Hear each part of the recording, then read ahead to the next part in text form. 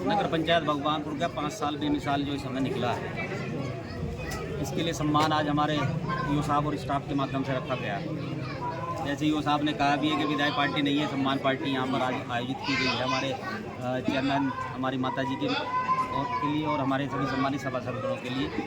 यहाँ पर ये कार्यक्रम आज बहुत भव्य तरीके से ईओ नौशाद अली जी और उनके तमाम साथियों ने, पूरे स्टाफ ने मिलकर यहाँ पर भव्य कार्यक्रम किया है।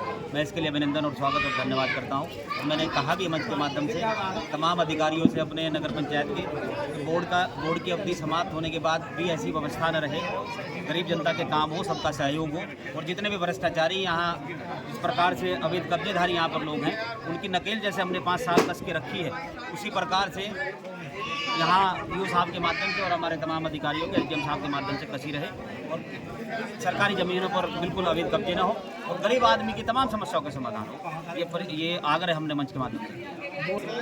अब जैसे सूचना आ रही है, उत्तराखंड सरकार का जो सूचना है कि चुनाव ये सब पीछे टाल दिए गए हैं। पहले लोकसभा चुनाव होगा, उसके बाद फिर नगर पंचायत में चुनाव होगा।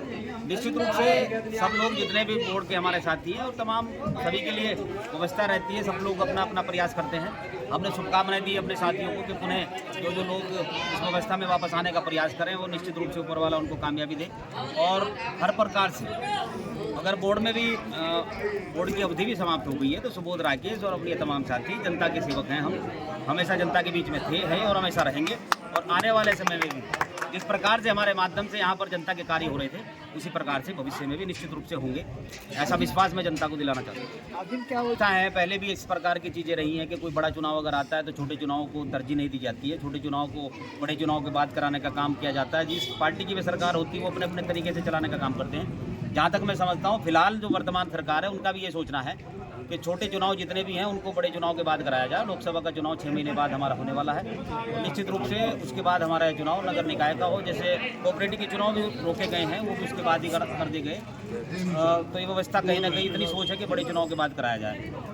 मतलब कहने का ये है कि व्यवस्था चाहे कैसी भी, जनता सेवा की चलती रहने की, जनता का काम के सामने की ये व्यवस्थाएं अपने अपने तरीके से सब लोग चलाते हैं। पहले भी हमने देखा है कि किस प्रकार के सिस्टम, किस सोच के साथ लोग चलते हैं। प्रयास उनका यह रहता है कि चाहे विधानसभा चुनाव हो उस पर विजय प्राप्त कैसे करें जिनकी सरकार है, चाहे वो लोकसभा चुनाव हो कि उस पर विजय प्राप्त कैसे करें। अपनी प्रत्येक रणनीति को लेकर सरकारें चलती हैं, उसी प्रकार के तहत ये लोग भी चल रहे हैं। ये व्यवस्था उसी एक राजनीतिक सिस्टम की है। लेकिन जहाँ तक मेरा मानना है, मेरा आग्रह भी है और मेरा मानना भी है कि इस व्यवस्था पर कानून बनना चाहिए। जिस समय जो चुनाव होना है वो चुनाव होना चाहिए, उसको किसी सरकार के माध्यम से नहीं टालना चाहिए।